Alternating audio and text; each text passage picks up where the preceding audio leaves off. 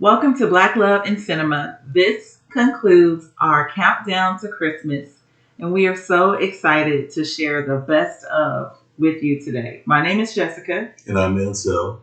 and we're not even going to talk to you about it. These are some of the clips that gave us some good laughs and filled us with joy, and even on occasion made us water our eyes a little bit. So, as you are recapping on all of the different clips that we saw, you can always go back and take a look at the full videos. But these are the best of our countdown to Christmas. We hope you enjoy. But we do know we get to the point where they're engaged. Yes. But what's happened in the meantime is Harper wrote a novel. Correct. That his friend Jordan got a hold of somehow. Yes. To get the inside scoop. Right.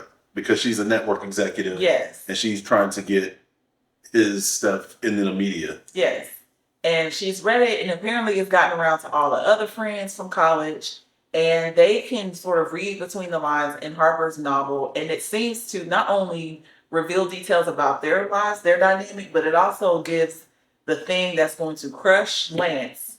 It hints at the fact that Mia and Harper had sex. Right. So, and not just sex. That means he took her virginity. Right. And not just sex, as in he took her virginity, but it was from the get back.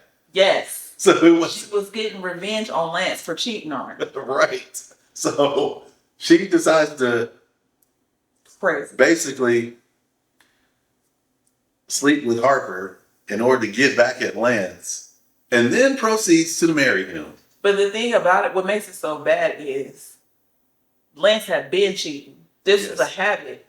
And she already knew that. So when we was watching, it's like she could have ended the relationship right there. There was no need for the get back. Right. But what it came off to us, like if we was going to be real messy. Yes. If let's just say this was a TikTok story or something like that, we'd be like, ain't no doubt she stayed with him because of the money. The potential. Yes. She knew there was an NFL potential. And she was like, I'm going to stay here and hold it down. And I'm not going to mess it up. By confronting him with this, I'm not going to break up with him. Instead, I'm going to get him in the worst way possible. I'm going to hook up with his best friend. And she did that. And then she didn't say nothing. To nobody. Never confessed. But then Harper's dumb self put it in a novel and thought he was being slick by not giving the explicit details. But his friends can read between the lines. And unfortunately, one of those friends was Lance. Yes. And I think the way he had portrayed it was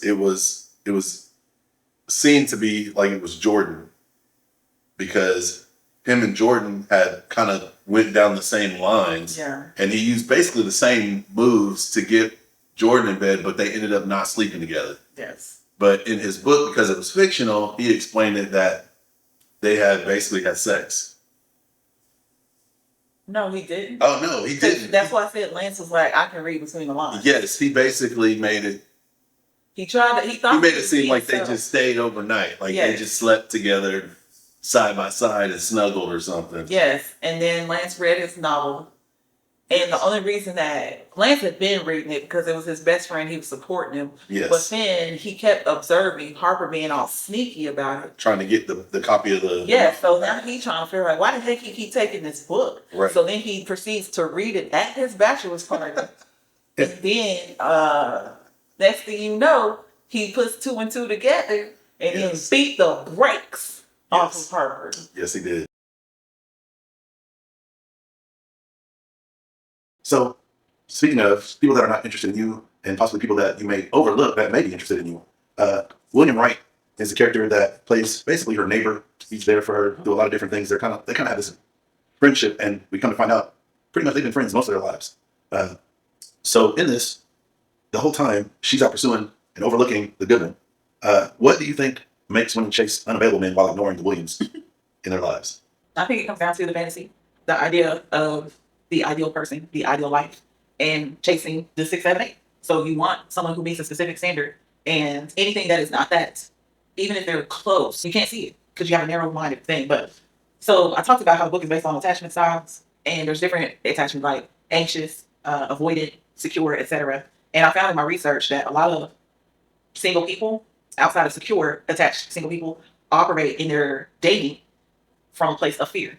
And so it seems like Montana was confident, and I think she was, but she also was operating from a place of fear.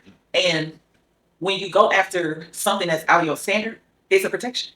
It's a protective mechanism. So if you say, well, I want this only, chances are, unless you are very close to that description yourself, they're never going to see you, notice you, approach you, take interest in you, at least not genuinely. So then you could say, I just haven't met him yet. But in reality, you haven't put up real effort because you know that nigga ain't going to approach you. It's not going to happen. That woman is not ever going to approach you. You can DM her until you turn blue. She's going to be looking at you like you're crazy. But it helps you feel safe because you get to tell everybody else that you have a standard.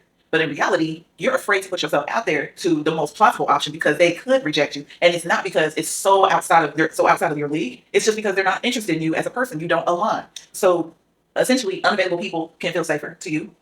And then you don't have to worry about being vulnerable and intimate with them because everything is superficial. If you were to be involved with someone who sort of met at least a few of those criteria, you want to keep it superficial, but you want to make them happy. You want to keep them interested in you. Whereas William, he knew her. Yeah. What did they went back to Like elementary school? That was crazy. Yeah. He knew everything about the girl. Right. He knew all, even her family life. He knew all about that. Yes. And that is someone you're vulnerable to. Being vulnerable is scary. It's super duper scary. And so it's like, I can't be with someone who sees my flaws because they won't like me. What is that? Also fear. And so instead, you keep it all superficial. You always got makeup on. You always wearing certain clothes. You always being all docile, sweet, whatever. And you know, that don't really, you ain't like that in a normal situation. But because you want them to approve you and accept you, you putting on fronts to protect yourself. The other thing I think is that a lot of people just like drama. They think remember he said he talked about his parents. They was married for 40 years. Right. He said my dad had the same business for 40 years. Yeah. And you come home and she got dinner ready. Dinner ready for him to eat 40 years. Yeah. All the things. And Montana was like, oh my God, I feel so sorry for her. Right. I'm like, what? Stability? She said it was boring. Right. And people equate, how do you say passion?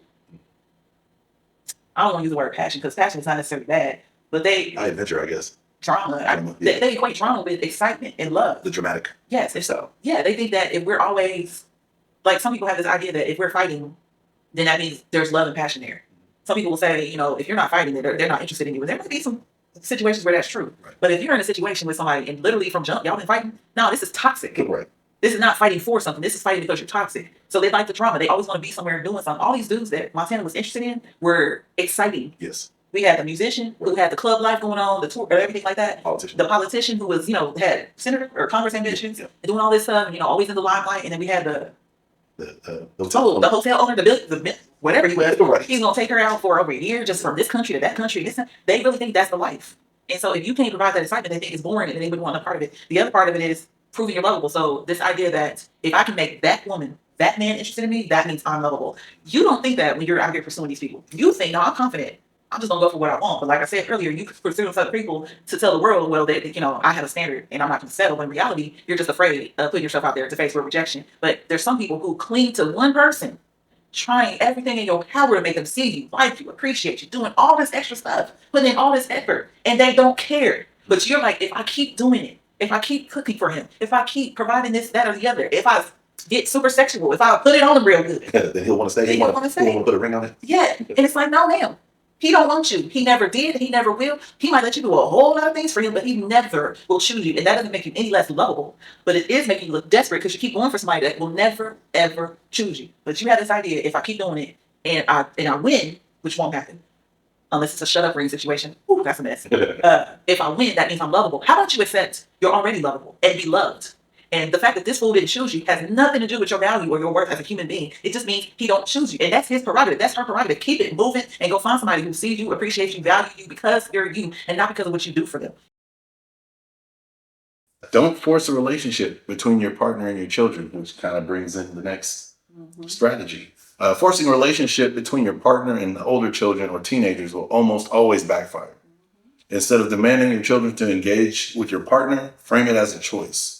For example, if you plan to have a dinner with your partner and you want the older children to meet them, you can let them know that they're welcome to join you. Instead, you want to frame it as a choice that protects autonomy, alleviates the pressure to meet and get to know your partner, and it keeps the door open for them to engage on their own and on their own terms. Whenever they feel ready, they'll let you know, especially with the older teenagers. Or they'll just show up. Or they'll One just, day they'll show up. they'll be like, all right, I'll come along. And usually, a lot of times, I would say that's based off of maybe how they see you react to this person, or how you maybe the residuals of you when you come home and your happiness, and they're like, okay, I got to see who this person is. Then they'll maybe want to see what's going on, and then they want to get involved. Well, when we started dating, because our kids are grown. Yes, that's They're like a step, like 1 year beneath each other right. in a row. And so technically, I don't think they care. I don't know how to explain it, Yeah, but it still affects them. And I think it's just given our history, especially you. yes, And so yeah. with our kids, grown as they are, we basically did that. We waited. extended an invitation. We waited a little while before we said anything. I think the main thing was, as far as introductions, we waited a while for introductions. Yes. They were made aware That of we were involved with that. something. Yes, that we were involved with other circumstances. Exes and stuff were involved. The information was very kept to a minimum. Your ex. Yes, my ex. Not my ex. Yes, my ex. The information was kept to a minimum, just basically to keep the drama down. Well, not with your ex. You didn't care about what she thought. No, It was with the the kid y'all the shared. ex children involved. Yes. Yes, the ex children involved. That information is kept to a minimum to basically keep the drama where it needed to be. Away from us. Oh, yes, away from us. And in the interactions, it was focused on the child themselves. So if I was going out to eat with the kids or meeting with the kids and talking to them, it would be about what's going on with them, not necessarily what's going on with me, because that conversation was not there. That 6-month period had not come yet, and we needed time to let just what was going on in the situation between exes happen while they were dealing with their own loss in those ways. So, And for me, it was more like my son was aware, but it's an entirely different dynamic. right? So he was not affected like your sons were. No, And I think but in either case, we didn't make any introductions until much later. yes, But then even when we did, on each occasion, it was us extending the invitation. correct.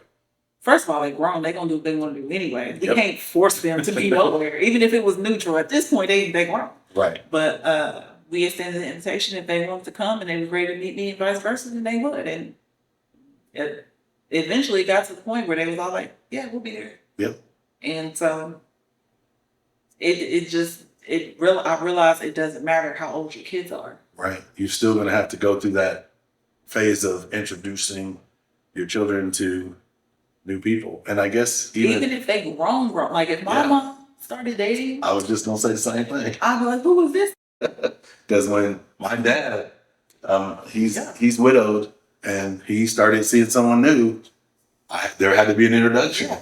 So It applies. in 30s and 40s, Yeah. still introducing your kids to who's new. So yeah, that is a real thing. Yeah.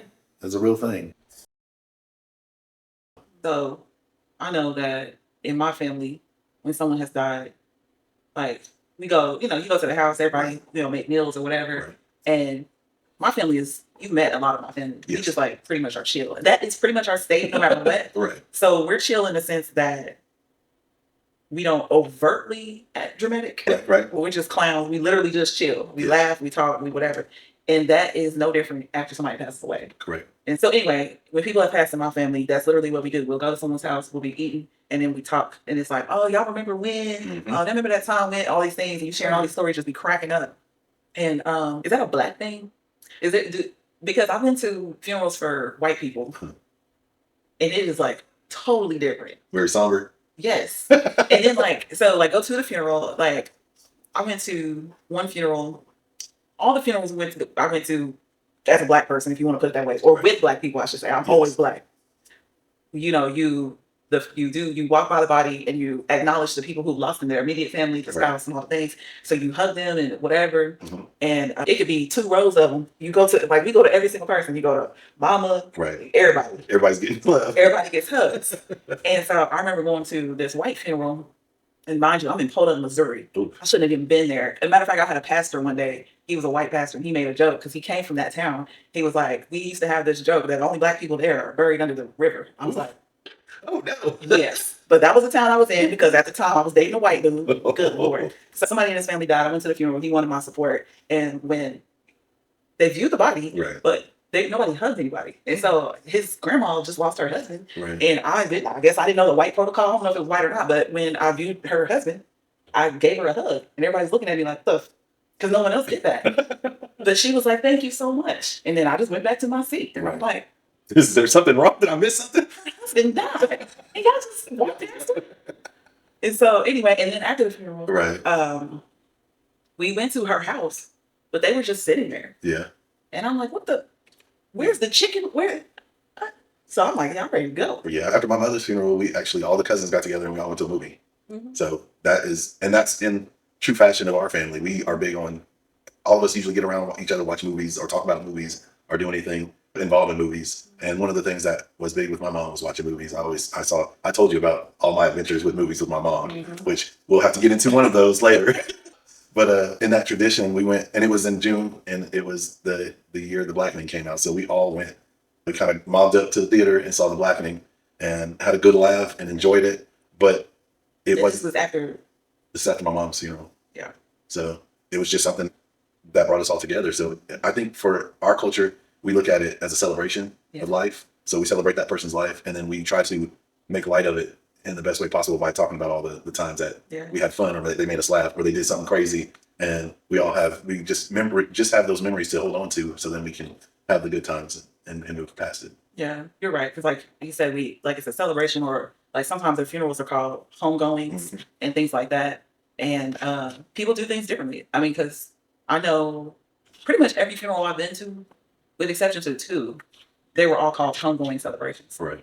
And then as far as white people though, they were just funerals. Right. And it was very much giving funeral vibes. But also I did go to one, it was a young person, it was a teenager, he died suddenly. And his funeral was slightly different. I think maybe because he was young. Yeah. And like we were all wearing the football jersey Okay. or the colors for his favorite NFL team. And so it was a little different, but I think I don't know. Maybe it's a cultural thing, maybe whatever, but I don't know if there's a right or wrong way to do it. But I just think that if you ever go hang out with black folks after a funeral and you wonder why they laugh in the tiki, Yes. do not be alarmed. Yeah. I did that. I kind of got a strange look at a coworker's funeral because me and some of the other coworkers were kind of, I mean, it was a great guy. He used to make us laugh all the time. And so we were kind of giving each other, yeah, remember when he used to do this? And then we kind of giggled, and it felt awkward because their family was kind of looking over, and it was a white guy. It's like, no, we're celebrating, but it's, we didn't want to disrespect. So we kind of kept it down, but yeah. But then I guess from what I see in those situations, they go somewhere else. Like they'll go to a bar or they'll go somewhere, and then they'll fellowship that way.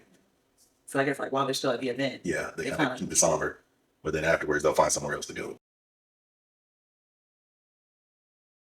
So we're going to do sort of a role play scenario of how this scene would have unfolded with reflective listening. I'm going to be Lisa, and then my husband is going to be pretty much everyone else, all her siblings in the room. So he might sound a little different for all of them. Oh, so that's what you expect. Okay, let's do it. So the reimagined scene unfolds as follows. I've been thinking, Malcolm and I believe we should consider selling the dry cleaners. Lisa, I hear you're suggesting we sell the family business. This sounds like something you've been thinking about seriously. Can you help us understand what's behind this? I've been working there since you all left, and I feel like I'm the only one carrying this burden. It sounds like you're feeling overwhelmed and maybe underappreciated for the work you've been doing all these years. Is that a part of it? Yes, I gave up college, I gave up my dreams, and I look at all of you living your lives, and I'm still here at the dry cleaners. Lisa, before we talk about whatever selling is the right choice, I want to make sure we understand everything you're feeling. Is there anything more you need to say about this and how it's affected you?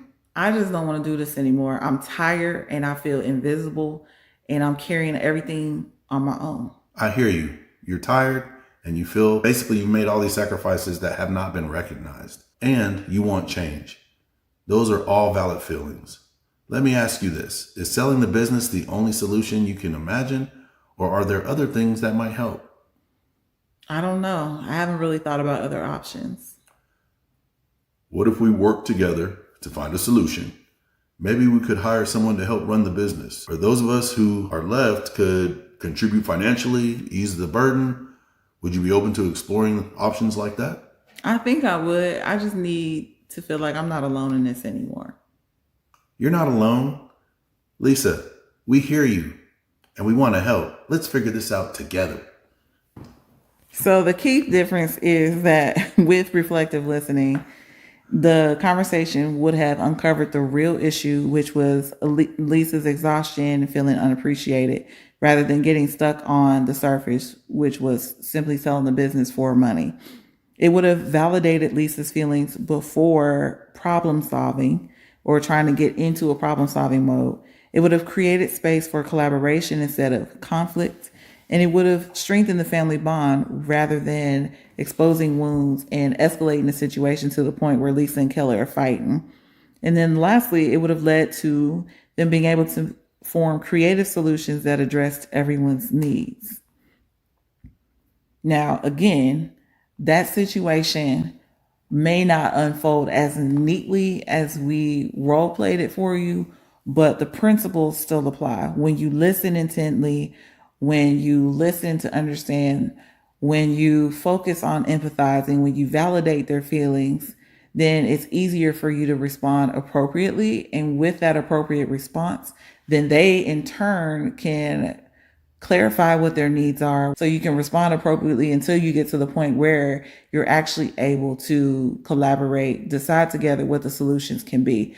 But the key is to understand what they're presenting to you first so that then you can decide after finding out if they need anything else, then you can decide what you can do to help with that issue.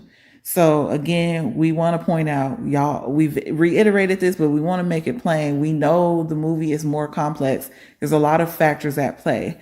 But if it's just you and someone else, or you and even several people, think about your role in the conversation and how you can contribute using these reflective skills to help people understand that you see them, you understand them, you respect them, you validate them, and you're willing to work toward a solution that you all agree on.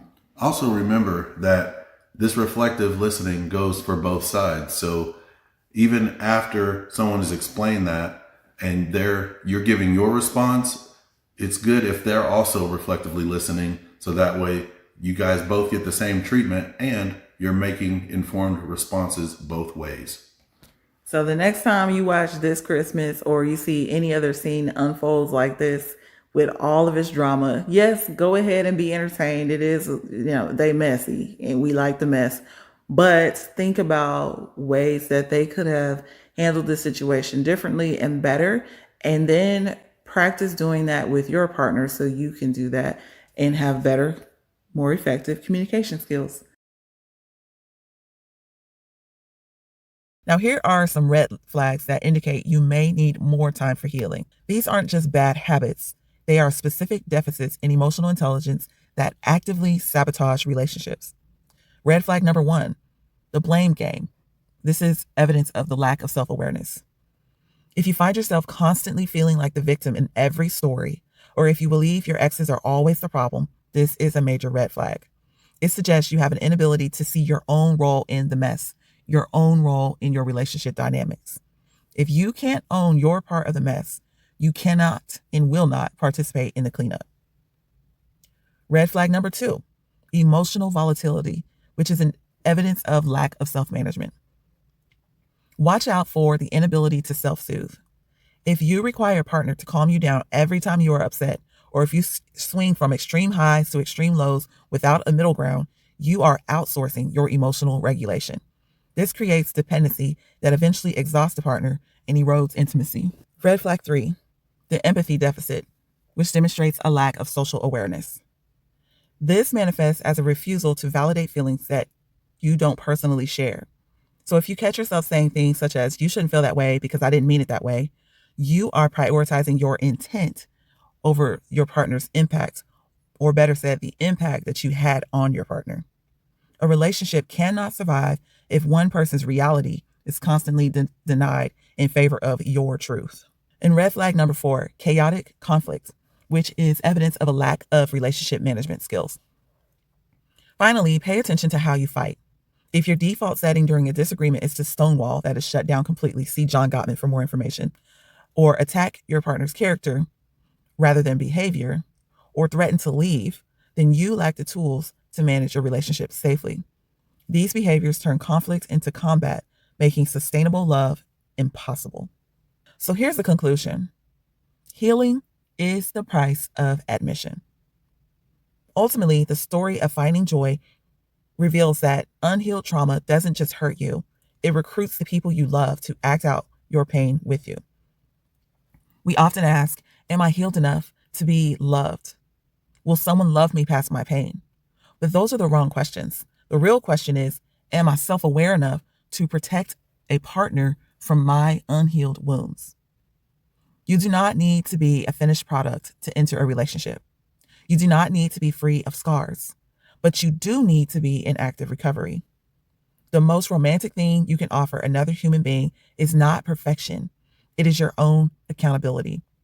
It is the ability to say, I'm struggling right now, and because I love you, I'm going to manage that struggle so that it doesn't become your burden. So as you evaluate your relationship readiness, stop looking for the finish line to your healing. Instead, look for your toolkit. Do you have the self-awareness to see your patterns?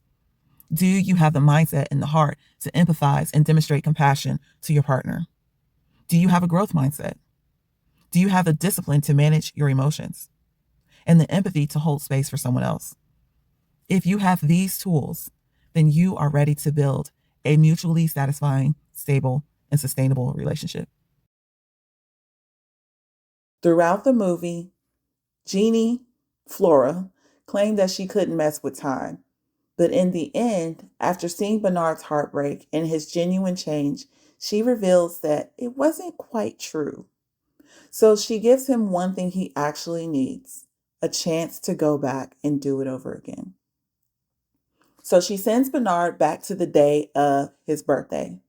And this is the part that I want you to catch.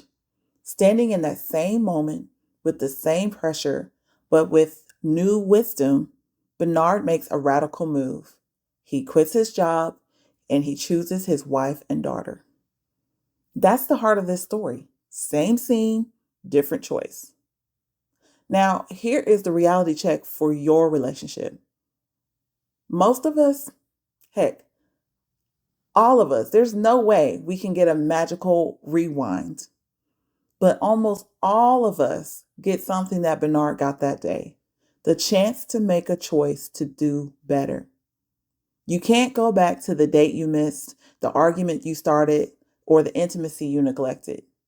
But you can stand in a new moment that looks a lot like the old one and choose differently. So instead of saying, I wish I'd known then what I know now, try asking yourself, now that I do know, what am I going to do for my relationship today? Ask yourself right now, where am I still choosing work, my ego, or other distractions over my partner? What is the recurring argument in our relationship that I'm ignoring, that I refuse to address so that we can get past this? Where is it obvious that my partner is giving me another chance right now? An invitation to talk to them after work, a request for their time, a bid for affection. How am I neglecting my partner by focusing too much on life and how it's lifing every day? Bernard's transformation wasn't the magic, it was a choice. So you don't need a genie to choose to do life differently. You don't need to travel back in time so that you can come home to your spouse on time, or a spell to look up from your screen and really see the love that's standing in front of you. You already know what neglect feels like. You already know what makes your relationship fall apart. If you've ever dated or if you've ever been married before, you've seen it happen. So instead of rehearsing, I would have loved better back then, decide to love better today, right now, at this moment, with the person you're with that you chose to be with. So here is our challenge for you this week.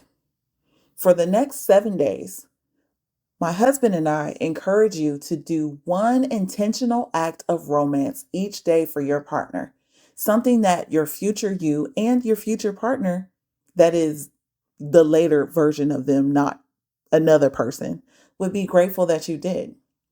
It could be going home when you normally stay late. It could be putting your phone away and really listening to how their day unfolded, how they're really feeling. It could be simply affirming them by saying, I love the way you look today. I love that haircut you got. You mean more to me than this email, this TV show, or this Instagram profile, or this business. Ask them what they need and operate accordingly. And understand this, you may not get Bernard's wish, but you still have what he used it for, a chance to choose the one you love and love them intentionally every single day. So you can't communicate clearly because you don't even know who and how you are. You don't even know that this is triggering you. Mm. You don't even know why you're upset. You don't even know why you're crying. You don't even know why. You know what I'm saying? Right. And so you can't communicate because, like, for example, with us, like if anything happens with us, let's say there's an instance where I feel especially triggered. If I feel triggered, I may or may not react in that moment. Right. But if I do react, regardless, if I react or not, if I have enough self-awareness where you have actually seen me either walk away or in the moment be like, so I realize I'm in a, more or less, I'll say something to the effect of, I realize I'm in a space. Right. I didn't know this would trigger me. And the thing is, when that happens, then I can take a step back. And I know that's my cue not to keep talking, but to be like, I need to process this. Right. Because if I don't, we're going to have problems. We're going to be arguing. We're going to be beefing. It's going to be some weird something that didn't even have to go that far. Right. But also, being aware of yourself allows you to see how you impact other people. And being aware of other people allows you to see how they're experiencing you. Right. And also care about it.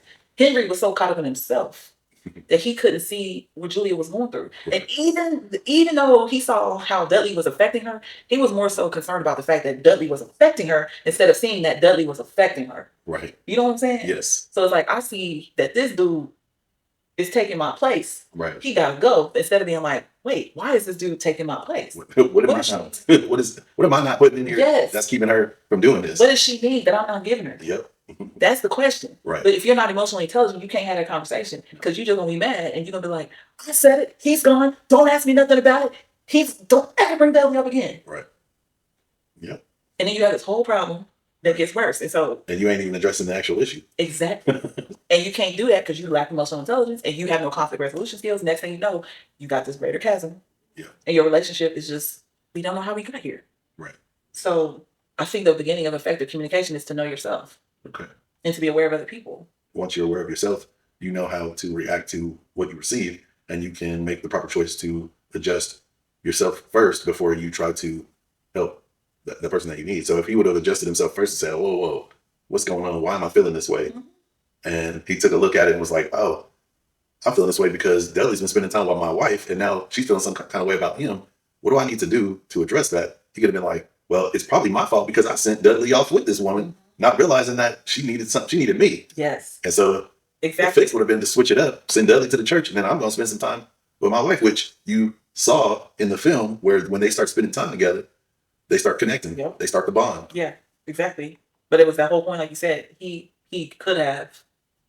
It's that whole conversation we always have that y'all gonna keep hearing us have on our podcast is like literally take an objective view and say, what's my role in the mess? If Henry did what you just said, Right. and be like, well, I'm tripping. What's really going on here? Right. And he did an eagle-eye view of his marriage and what was happening. He would have been like, yeah, this is my fault. Mhm. I'm gonna fix this. And he would have made all those changes that you said, but he couldn't see the forest for the trees. So he's like, I'm about to start chopping trees and we're gonna be straight. Not knowing he burning down the whole, he's tearing up the whole forest. Like you saying, fern goat. Not fern goat. Oh. You gonna fern goat your marriage.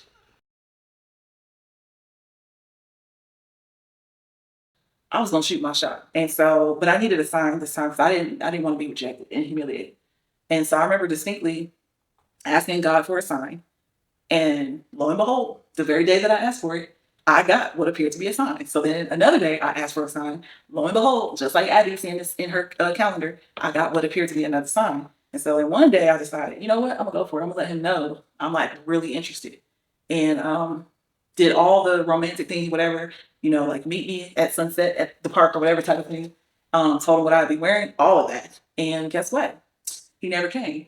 So I stayed for a while. Like, I didn't just sit there for 15 minutes. I think I sat there for about an hour Wow. waiting for this person because I was convinced I got all these signs.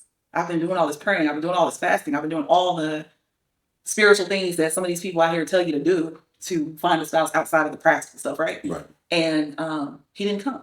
He didn't come 15 minutes late. He didn't come. He never showed up. And so after that, I was like, okay. For me, it was finished. Right. I just let it go. And all these signs turned out to be deceptions. And for me, that it was not just a deception. It wasn't like external deception. I didn't see it that way. I felt like I deceived myself. I saw what I wanted to see. And I feel like that's what happens with a lot of people, not just women, but I think women are more inclined to be this way. Okay. You deceive yourself. You see what you want to see. And instead of just taking time to discern the situation, really look at the objective reality of the situation, really look at what's actually going on in your interactions and really seeing what kind of person this is and how you really vibe, you tell yourself that, well, God told me, or some prophet told me, or some psychic medium, divination, whatever you believe in, told me, or the universe told me. I saw a star, the stars aligned, the horoscope said, da, da, da, da, and you end up deceiving yourself. And unfortunately, I've seen it where it's developed into limerence, which is a tragedy. It's a whole tragedy. But the problem with limerence in a lot of these cases, particularly when people feel like they got some supernatural sign, is they stay there for years. And because they believe truly God, universe, whoever told them, this is your person. And thank God that didn't happen to me. But after that happened, I was like, you know what? It's going to be practical or nothing. I know this road. They called me a runner too. I knew what it was to keep love at arm's length, to trust distance more than devotion. But on my own road, I finally collided with the truth that true love, though risky, offers rest. After decades spent sprinting, I found a deep security and a love that was fierce, yet remarkably safe. It delivers stability, comfort, passion, and unfettered grace. And it was only when I stopped running and embraced that love that I realized deciding to embrace love meant embracing perpetual vulnerability. But the risk is incomparable to the miraculous gift of loving and being loved in return. You may be a runner like the protagonist in Fake Yourself a Merry Little Christmas, known to push love away, committed to leaving first so that you couldn't be left. You may be as stubborn as a mule, digging your heels in, certain that your way is the best way because it's the only proven way you've learned to stay safe. But I want to encourage you with good news. Real love is safe, and real love gives you rest, liberating you from the unspoken pain of running continually. And if you allow yourself to sit still just for a while, you will soon see that real love is waiting on you. There is a hand or a pair of arms or a whole community waiting to prove that staying can be safer than leaving ever was. Staying and letting love unfurl will reveal a path far better than any life you planned. It can be the difference between arriving at a place where you are fully known and fully loved and arriving nowhere, still looking for a way to escape from yourself.